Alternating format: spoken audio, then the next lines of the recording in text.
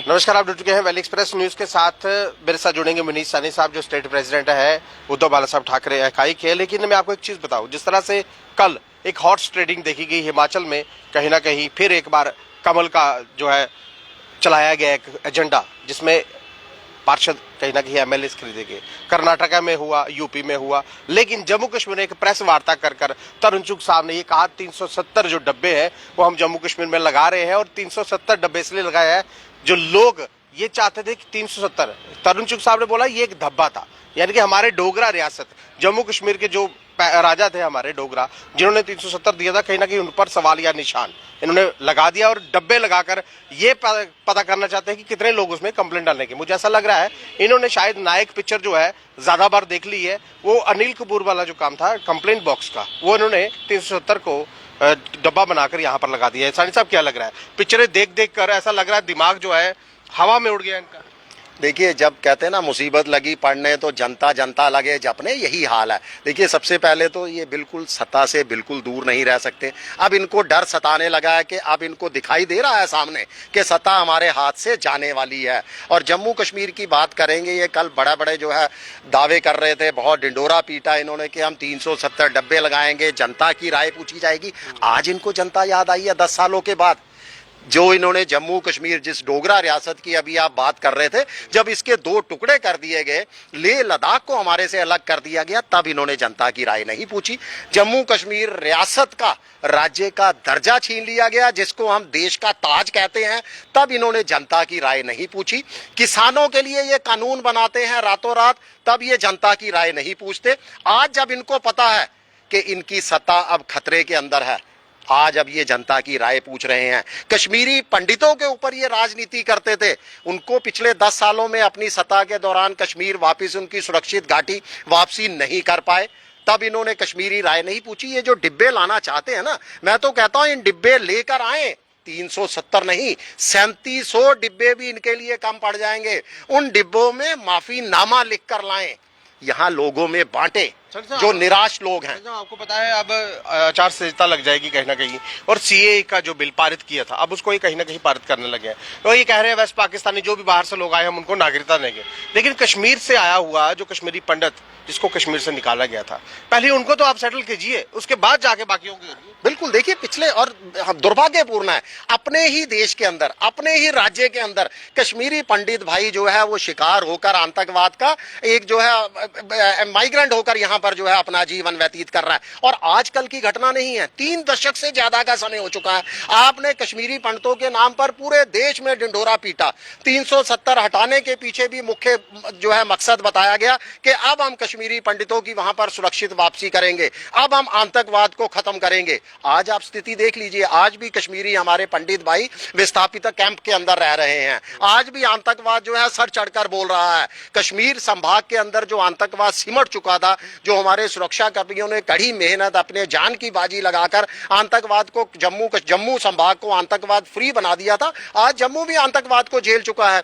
रजौरी देख लीजिए, पुंछ देख लीजिए, कितने हमारे जवान शहादत दे चुके हैं। ये कुछ जो पेटियां जो है संकल्प पेटियां और ये राय वाली पेटियां, उनके लिए भी रखे, माफीनामा लिखवा कर हमारे उन जवानों को भी भेजे जिन्होंने जो है शहादत दी है, उनके परिजनों को भेजे कि हमारी गलतियों का नतीजा है, जो हम चाहते थे, जो हमने वादे किए थे, वो हम वादा के जो है उनको पूरा नहीं कर सके अपने 10 सालों के दौरान भी। लेकिन सीए को जिस तरह से बिल इस वक्त, मैंने पहले कहा ना, अब इनको पता है हमारी सरकार का वक्त जा रहा है, सीए बिल पारित हो चुका है, उसको हरी झंडी देने के तरीके। देखिए, कितने भी पैंतरे आजमा ले, ये तय है, इनकी हार अब लगभग निश्चित है।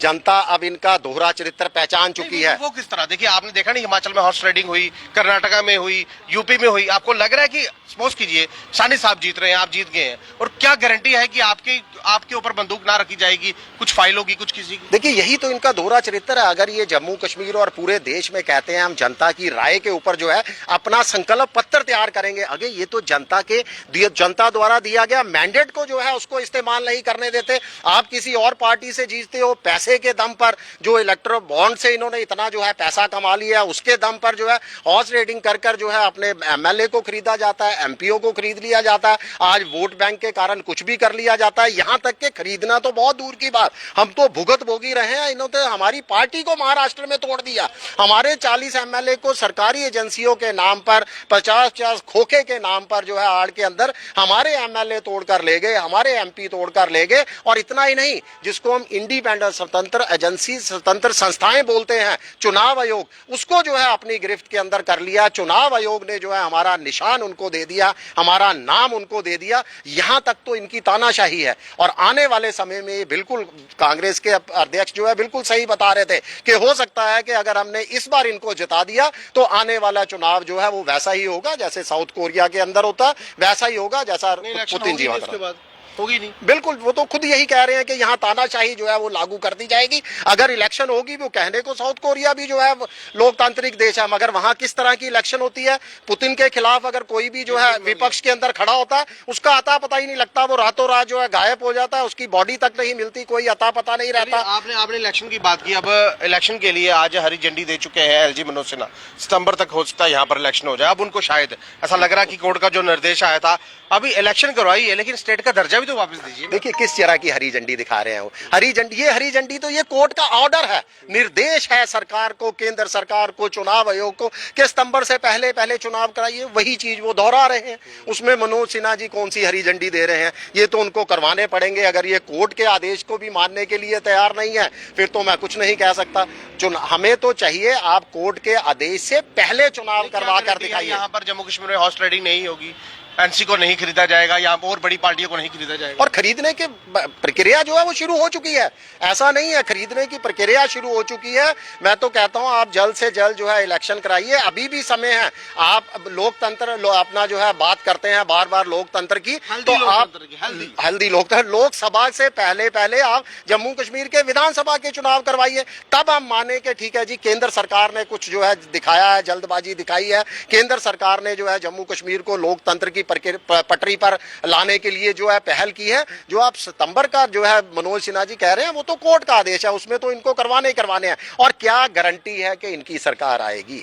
हो सकता है सेंटर के अंदर ही सरकार ही बदल जाए। तो ये जो है श्रेय ले रहे हैं कि सितंबर में करवाएंगे। लेकिन सर ये ओवर कॉन्फिडेंस है, इनका जहाज जो है इतनी तेजी से चल रहा है ना, आम जनता को कुचलता हुआ जा रहा है। वो नीचे देखना नहीं चाहते क्योंकि हॉर्स ट्रेडिंग एमएलए पर हो रही है, ना कि जनता के बीच में। देखिए यही सबसे बड़ी बात है और यही समझ से परे है। मैं तो कहूंगा ये लोकतंत्र देश के अंदर जिस पर हम गर्व करते हैं कि हम विश्व के सबसे बड़े लोकतांत्रिक देश हैं, उस पर बहुत बड़ा ये धब्बा है कि आप पहले से ही अभी चुनाव हुए नहीं। कहा जाता है लोकतांत्रिक देश में जनता जनार्दन है, जनता बताएगी आप कितनी सीटें ला रहे हो, जनता आपके जो है मतदान के माध्यम से आपको जिताएगी और जितनी सीटें आप लाते हो वो चुनाव के रिजल्ट के बाद पता लगता है। मगर ये प्रक्रिया मैंने पिछले 5-7-8 सालों से सुनी है कि सत्ताधारी पार्टी को पहले ही पता है कि हम कितनी सीटें जीतने जा रहे हैं और उन्होंने 8 लाएंगे, 8 ही आई और उतनी सीटें ये जीत कर भी दिखाते हैं। इसका मतलब कि कहीं ना कहीं ईवीएम के साथ इनकी सेटिंग है, दाल में नहीं, ये पूरी दाल की दाल ही काली है।